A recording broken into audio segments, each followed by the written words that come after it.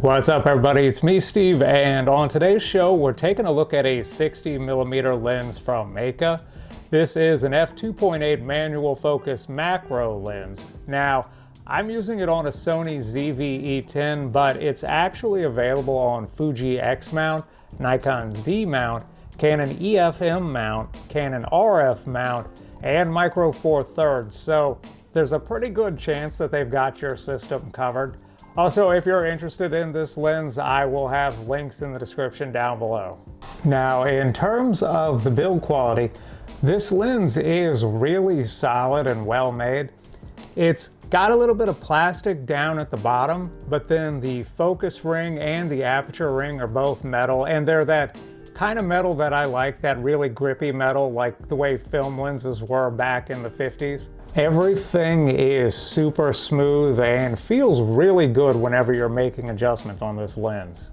And the other thing that might really surprise you out of the box is, even though this is a small lens, it's actually got a little bit of weight to it. Overall, it feels super sturdy and solid.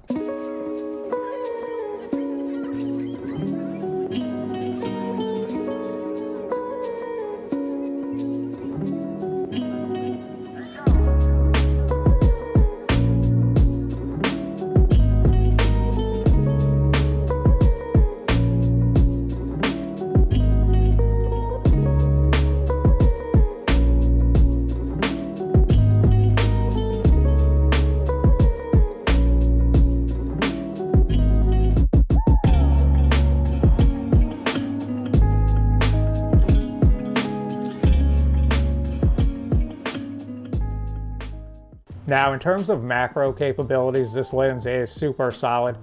Let's go back to the beginning of the photo walk for a second. I took this picture of a leaf just at a regular distances to give us kind of like a base example or a starting point.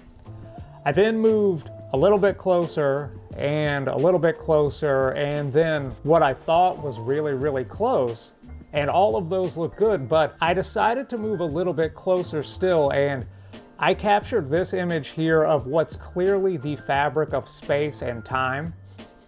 But point being, this lens works for macro and it works really well. You can get super close with this lens.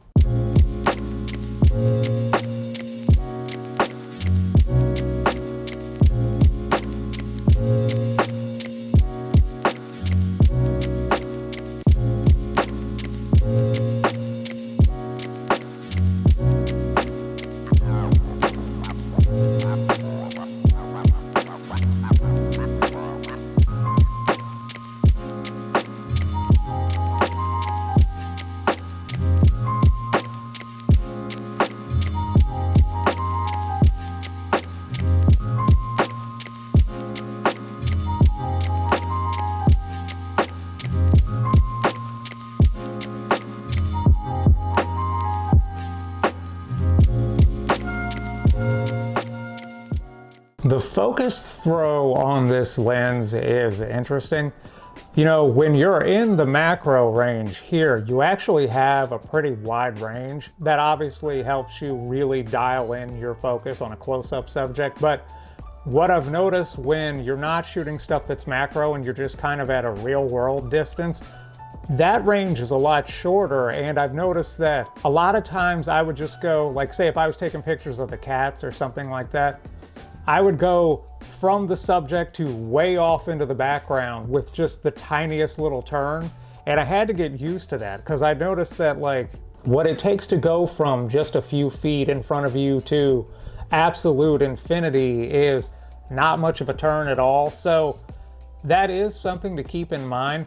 If you're doing macro photography, you won't have any kind of issue whatsoever because you've got that wide range. But if you are doing stuff that's at a normal distance from you, you do have to really work to kind of like fine tune that focus. But yeah, overall, focusing ring feels really good on this lens, and I haven't had any trouble manually focusing at all.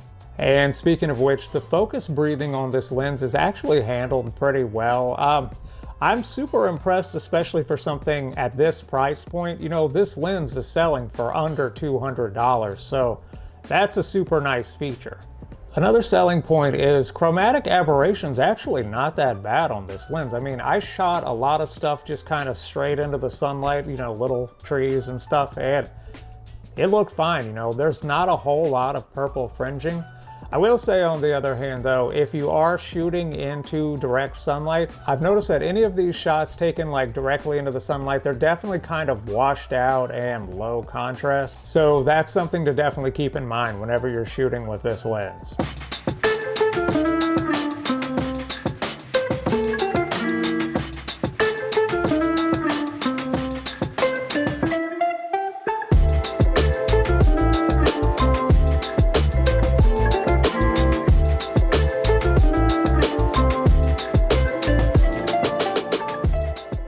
In terms of sharpness, this lens really surprised me. You know, even wide open at f2.8, it's pretty sharp in the center. It's a little bit soft in the corners, and like most lenses, that kind of clears up when you stop down to about f4 or further. But for a lens that only costs around $189, that's actually pretty impressive sharpness. That's pretty good value for money. In terms of image quality, here's what surprised me the most about this lens. You know, the whole time that I was out doing this photo walk with this lens, I kept looking at the images on the back of the screen, and I kept thinking, that reminds me so much of the Nikon D200. And, you know, for those of you guys that aren't subscribed to this channel, I've always talked about how I like the D200 for photography. That's one of my favorite all-time cameras, just because I like the look of that CCD sensor. You know, in a time where I complain a lot about how everyone compares everything to film, and hey man, this looks like film, this phone looks like film, this cheap point-and-shoot camera looks like film, and as someone who grew up shooting film, I'm like, I don't care, I'm over it. I will say, so I'm kind of tiptoeing around this, but I will delicately say that this lens certainly has an interesting character to it. And some might find this lens comparable to what you might find shooting film or shooting with an old CCD camera. You know, I say that all the time on this channel, but in modern times, we have all of these lenses that have technical perfection, but they lack soul. There's no character anymore. You know, I kind of miss the days of film lenses or even just old DSLR lenses, because that was during a time period when things still had character. That, for me, is the biggest selling point to this lens. This lens has actual character. You know, if you're a scientist and your main concern is just zooming into 400% and looking at how sharp the corners are, this lens might not be for you. But if you're an actual artist and you care more about what's in the image than just zooming into 400% and staring at the corners, this lens is something that's worth considering. This is one of the very few lenses I've seen in modern times that actually has some really genuine character. Anyway, I think that's all I got for today, guys. Thanks for watching. I'll see you again next time.